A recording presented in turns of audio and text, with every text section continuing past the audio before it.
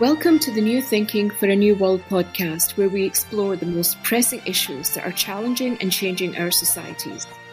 We are looking for new thinking and new solutions, wherever we can find them.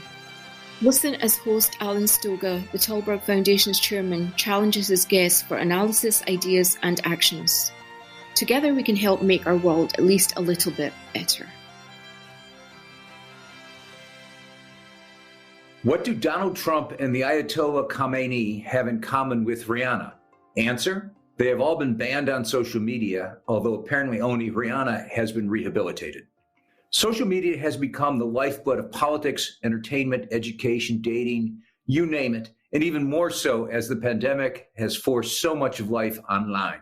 That makes the use and abuse of social media fundamental to our lives and to our democracies. Should online speech be regulated? If so, by whom?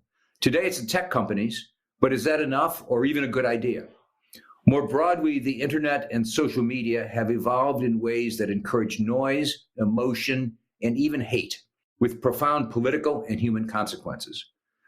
My guest today is Lee Bollinger, president of Columbia University, widely considered one of the United States' leading legal scholars on freedom of speech, and someone who has written extensively about the evolution of that fundamental freedom in the digital age. Welcome, President Bollinger. Thank you. I'm happy to be here.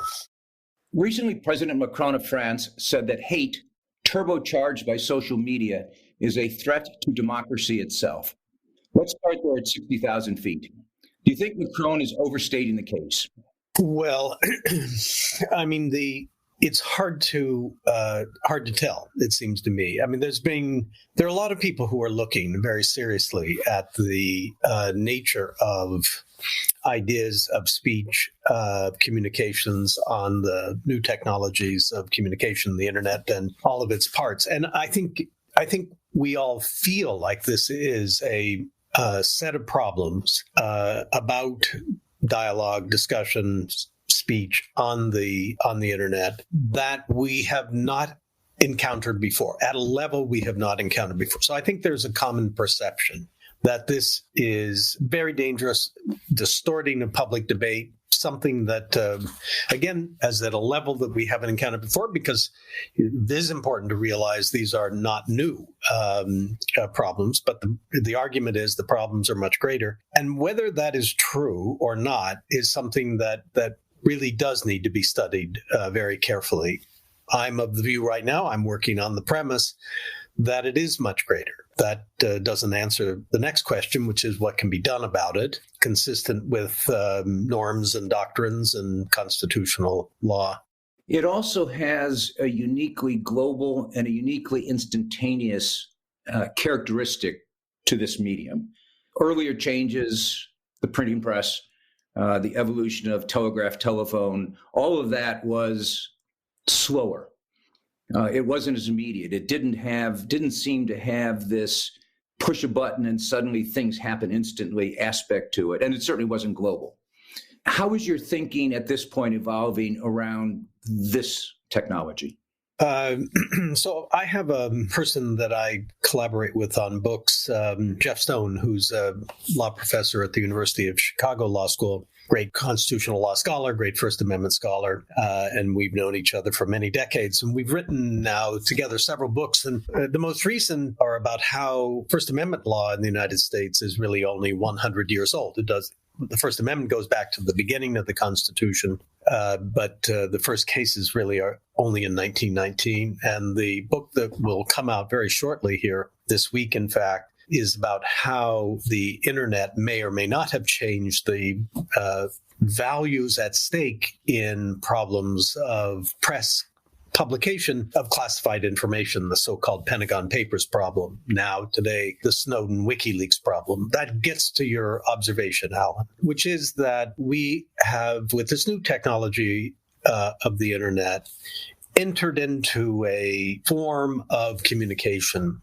that is, as you rightly put it, both instantaneous and global, and almost universally available. And by that, I don't mean that everybody has access to the internet. That is the track we're on, but that all those people who do have access can communicate effectively to everyone. And that is a state of play in the world of communications that in one sense may be the realization of the ideal of what we have thought about with freedom of speech and freedom of the press, but from another perspective, the most alarming development. And that's the kind of dilemma we're facing today. But you're absolutely right.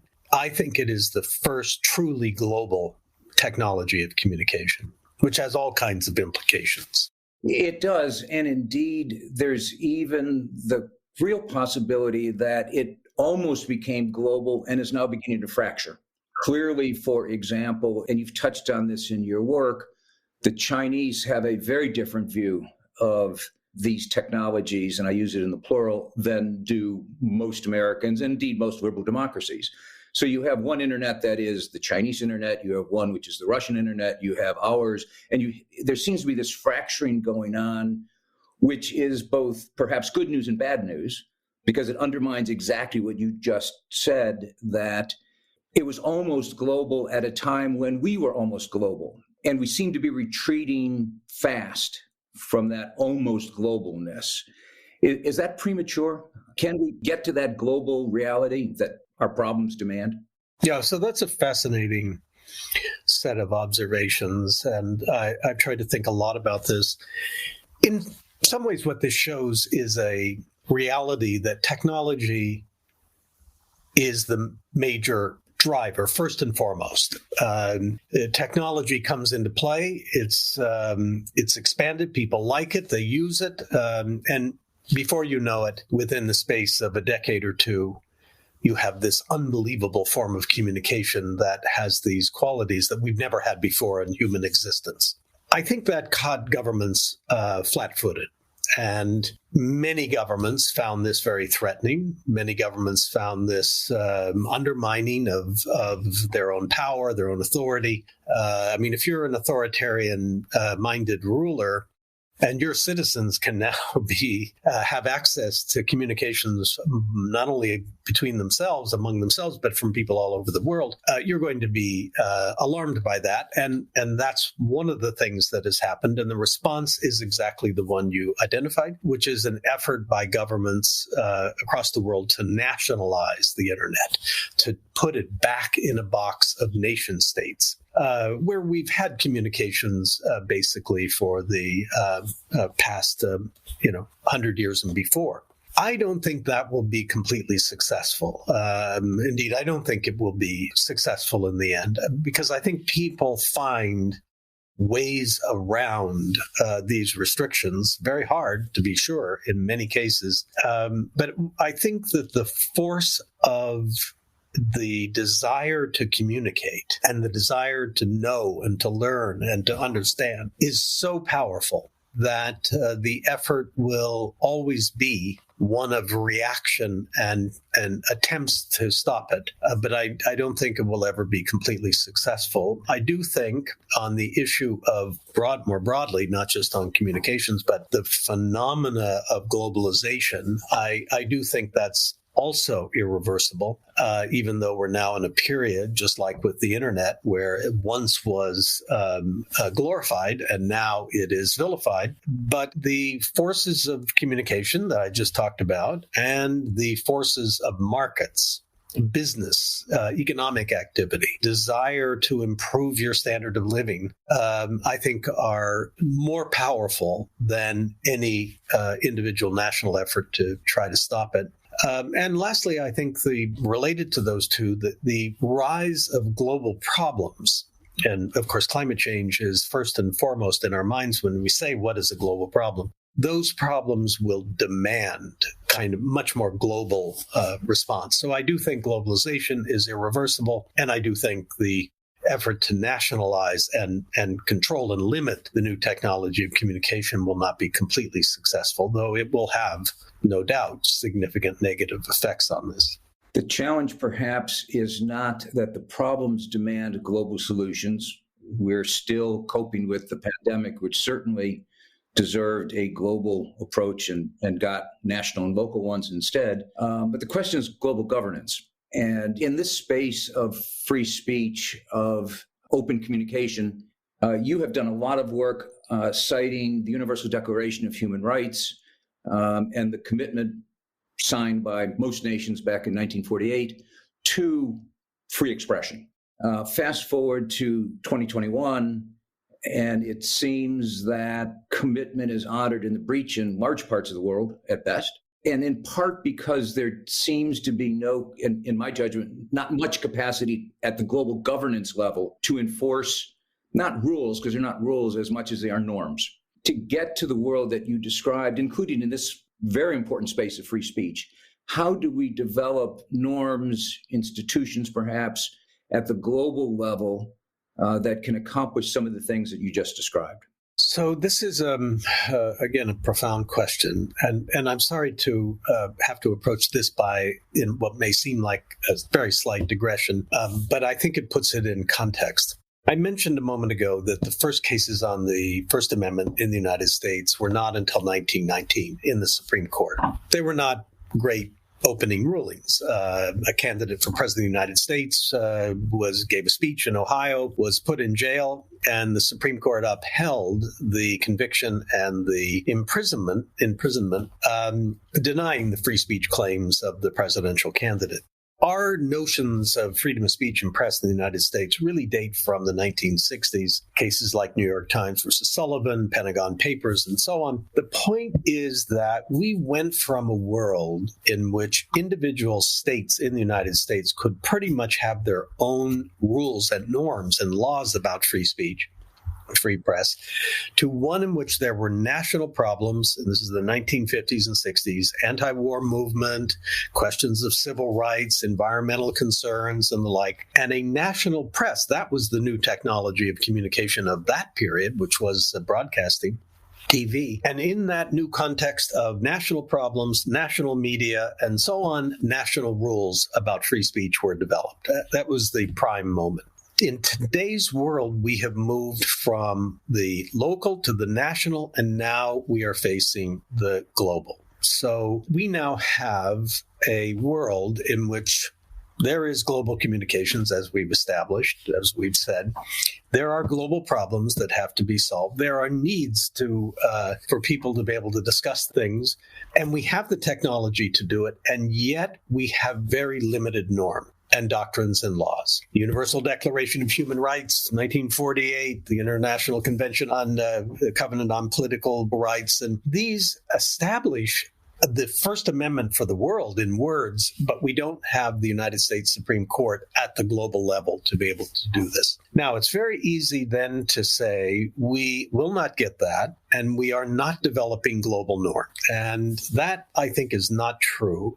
Recently, I did another book with Agnes Calamard, and part of a project here on global free expression. And the whole point of this book, regardless of frontiers, is to show how, in fact, global norms are developing. Courts are different countries, regions are looking at decisions in other parts of the world. There's now a set of writings and doctrines that people apply across the world. And there are regional bodies, the Inter-American Court on Human Rights, the European Court on Human Rights, and one for Africa, African Court on Human Rights, and they and national courts, surprisingly across the world, are making very significant leaps, developments in freedom of speech and freedom of the press doctrines. So while it is true that we don't have the International Supreme Court to establish laws and doctrines about free speech, free press, we do have the international instruments that lay this out, and we do have the beginnings of a kind of communication among courts,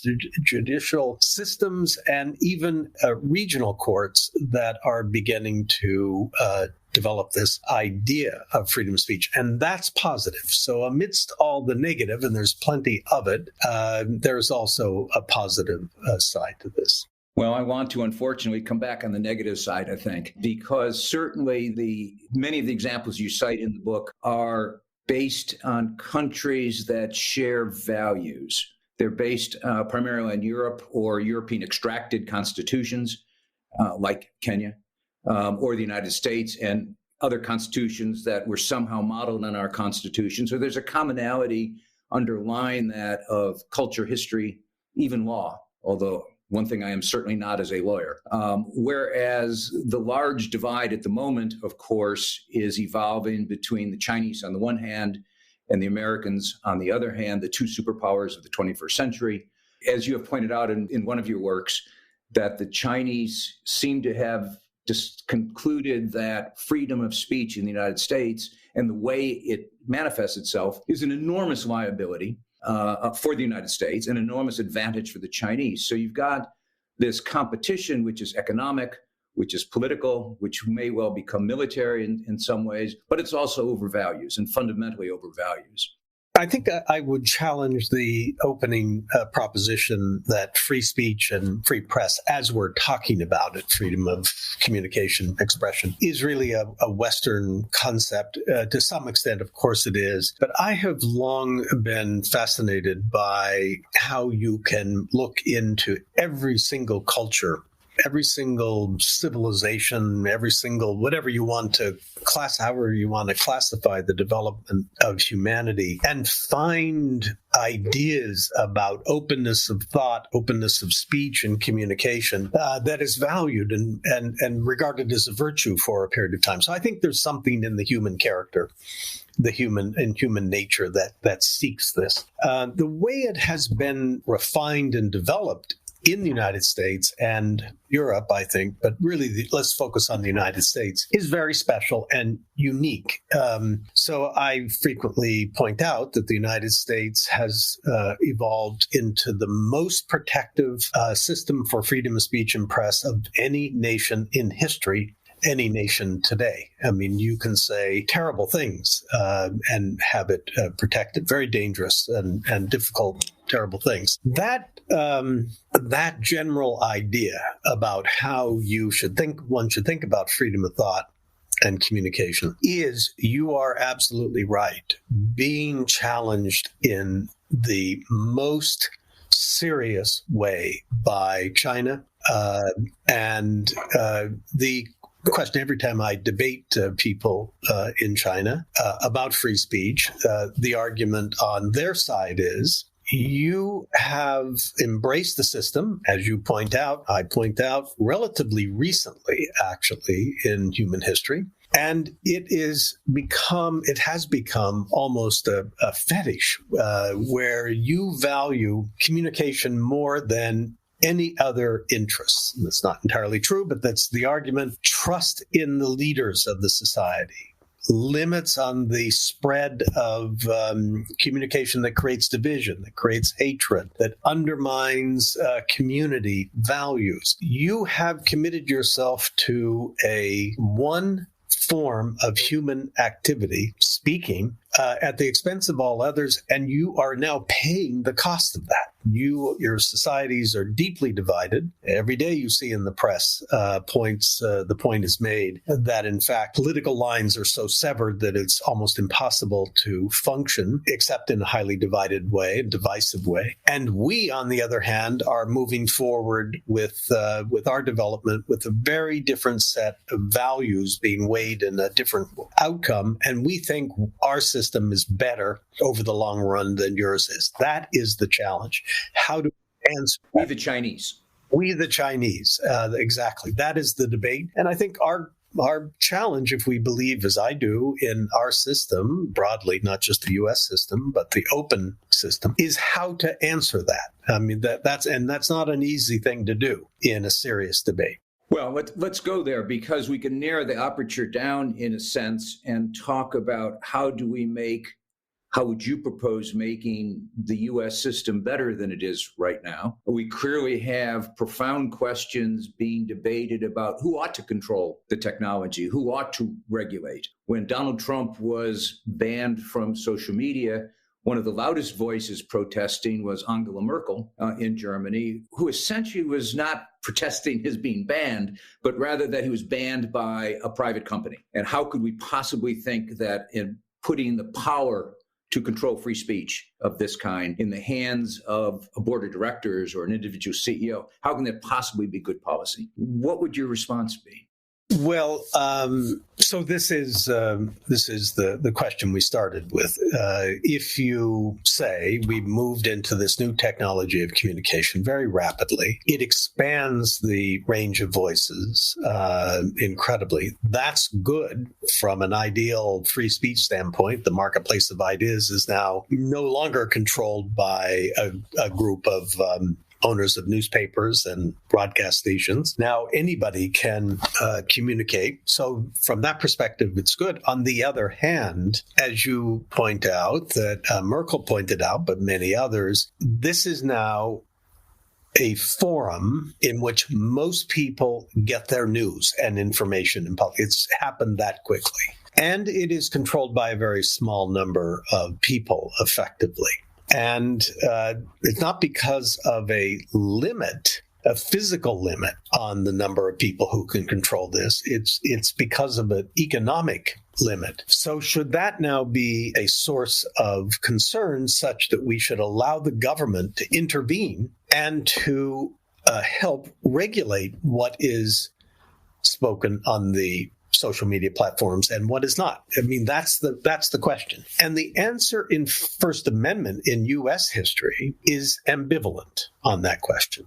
On the one hand, over the past century, the Supreme Court has made it absolutely clear that even though newspapers are monopolies, daily newspapers, beginning in the 1960s, 70s, were effectively monopolies in 90% of the towns and cities in America, only one daily newspaper, we would not allow the government, city, state, federal government to intervene and to regulate what would be published in the newspaper. However, in a completely separate set of decisions and policies, the Supreme Court and the Congress and the federal government, with respect to broadcasting, TV and radio, in the context of TV, there definitely was an oligopoly, 3 per community. We set up a system under a federal agency with control over content. That is the Fairness Doctrine, requiring broadcasters to have to publish or air other points of view and not allowing the government, quote, to censor, but to intervene. Our question today is, with the new technology of communication, which of those traditions are we going to draw on in dealing with this problem of private control over this incredibly powerful new means of communication? Great minds think alike, because I was about to ask you about the Fairness Doctrine.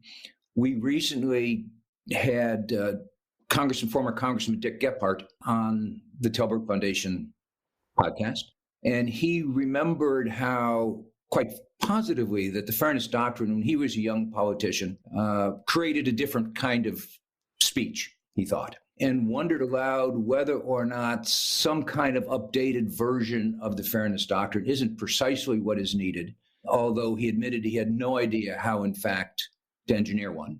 Do you think it is doable with a technology which is so ubiquitous, so always on, so massive? Is it a solvable problem, or is it, as my former colleague, Dr. Kissinger used to argue, there are some problems that can't be solved? Is this one that can't be solved? So it's possible that it can't be solved, although we don't know yet. So my friend and colleague, Jeff Stone, and I are working on this book on this problem. And we'll have, again, about 18 authors writing about the question we're talking about. Can social media be regulated by the state in order to stop the spread of misinformation, stop foreign interference in our public discussions of public issues, stop the incitement of hatred, stop the echo chamber effect, stop the censoring by social media platforms of speech that contravene their particular policies?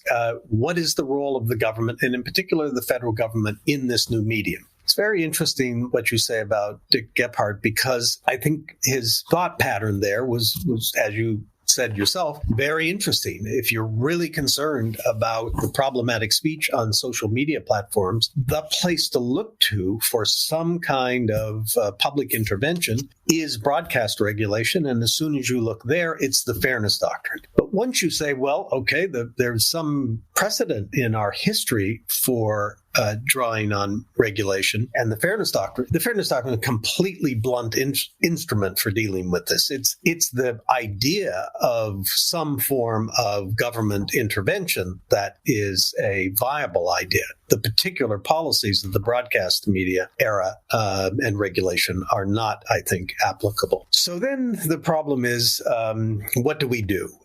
What are some ideas? And people are throwing out things like, and not throwing out, but discussing, removing Section 230, the communications law from the 1990s that protects all media companies, platforms from any liability for illegal speech that's communicated. If the New York Times publishes a statement of somebody else, an advertisement statement that defames another individual, not only can those people who put the ad in be held civilly liable, but the New York Times can. Section 230 does not allow that to happen for the internet companies, and should it now be amended or changed or reversed to allow laws to be enforced against the owners of media, social media. The problem is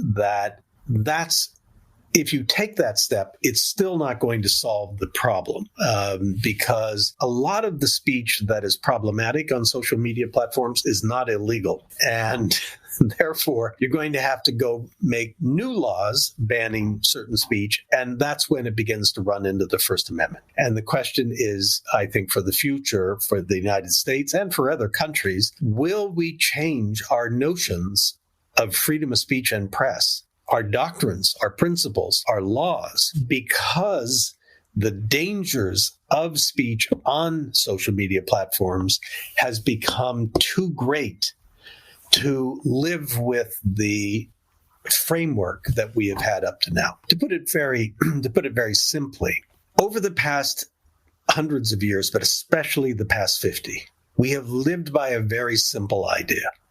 And that idea is, by allowing a vast openness of speech, we will be able to correct for problems in that by having good speech counter the bad speech. And we trust that process to work. Doesn't always work perfectly, but we think in the long run, whatever that is, it will work out. The question now is, do we believe that completely unregulated speech on the social media platforms and the internet, will the way that it's structured really result with in a good outcome because good speech can counter bad speech? Do we think that that's still true, or do we think that it's not true? And if not, how far are we prepared to go to remedy that situation? That's our fundamental problem today. There may well be some technological tweaks. Someone recently argued that the way social media works today, excessive outrage is excessively rewarded. So their suggestion was a pause button, that you impose some time. Right now, you think it appears on that screen and it's gone, and it's then promoted through the way that social media promotes. The more outrageous gets outrageously rewarded. So that though those are probably technological fixes, the question is going to be, and this is rhetorical, whether the companies are smart enough to do that themselves, or they're stupid enough to wait for regulators to come along and begin building a structure on top of them. But I want to take advantage of the fact that you are the president of a great university and had been president of another university, the University of Michigan. So you know students better than most people listening to us today. There is what I hope is a canard out there that students today do not support free speech in the main, the way that perhaps we, when we were younger, thought we did. Is there a more complex relationship today between students and the notion of free speech, free expression, hate speech, and so on? So there's several things to say about this. I've written a few pieces on it. First of all, I think the general idea that this generation does not understand free speech and is unsympathetic to the notions of open free speech, I think is vastly overstated. And a piece I did in The Atlantic, I argued that we've had lots of controversial speakers come through Columbia, many, many controversial speakers. And students have invited many of these, and they've all come, gone. Protests have happened, but they're all reasonable protests, and it moves on. The experience of Columbia is replicated across the country. What we hear about are those outrageous examples where somebody is invited to speak and then a whole group of people come, mostly, say, students, and they stop the speaker from speaking, or they force a withdrawal of the invitation to speak. And that's highlighted, and it is terrible and not respecting of open thought and open speech, but they are more the exception by far than the general rule. So that's the first point. I think it's really overstated, the criticism of universities and young people on free speech. Secondly, I teach a course every fall to undergraduates, 150 or so, on the First Amendment, free speech, free press. And I can tell you that I think these students are just as attuned to the ideas of free speech as any students I have taught over the course of my career. You have to learn. Free speech is counterintuitive. I mean, the idea of free speech is not natural. That's why we have it as part of the Bill of Rights. We have to have courts that stop the government and the society from doing what you're inclined to do. It's more natural to suppress free speech than it is to protect free speech. This has been true forever and will always continue to be true. So there's always a need to counter the impulse to censor. But I don't think this generation is any different in that respect from any other. Let me end where we started, because I think you've answered over the course of this conversation my question about Macron and whether social media and the internet are fundamental threats to democracy. It's not a yes-no answer. It shouldn't be. But I take it your answer is no, they are not. We're smart enough to figure out solutions that will both preserve democracy and advantage free speech. So here I think one has to be very careful. In the United States, under the First Amendment, hate speech advocating racism, neo-Nazism, the ideas of the Klan are protected unless they reach the point where the threat of violence and illegal action is imminent. The speaker has to intend it, has to be directed at creating violence, and the violence has to be imminent. In Europe and in every other country, really, of the democracy world, there's a different approach. And the approach is that this kind of speech can be so harmful to individuals and to the society that it can be banned. In the United States, there's long been a debate about where we should set the parameters of free speech and how even allowing a speech about hate and prejudice and discrimination should be protected for a variety of reasons. I've written at length about this. So there's a difference of opinion to start with on this completely reasonable debate. That was something I wanted to say about this generation of students, some of whom, or maybe more of whom, believe there should be greater regulation of so-called hate speech. I disagree with that, but it's a perfectly reasonable position to take and a perfectly reasonable argument. The next question is, has the approach in the United States, are we on the wrong track? Because the internet has now magnified the harms and the costs of hate speech to such a degree that we need to take a different approach and allow greater regulation. I think that's what Macron is indicating, and I think that is an open question. I'm not convinced at this point yet that it has reached a point where it calls for a different approach, but I do believe that it is something that needs to be discussed and will have to be decided in the future. Well, thank you for this conversation, but also thank you for all of the work that you've done and continue to do. You try to preserve freedom of speech, not just in this country, but as a global value. It is terribly important to all of us. Thank you again. Thank you very much for having me, Alan. Thank you for listening to this episode of the New Thinking for a New World podcast. We welcome your comments on our website, talbergfoundation.org, and please subscribe to the podcast in the app of your choice. This podcast was made possible with the generous support of the Stavros Niarchos Foundation.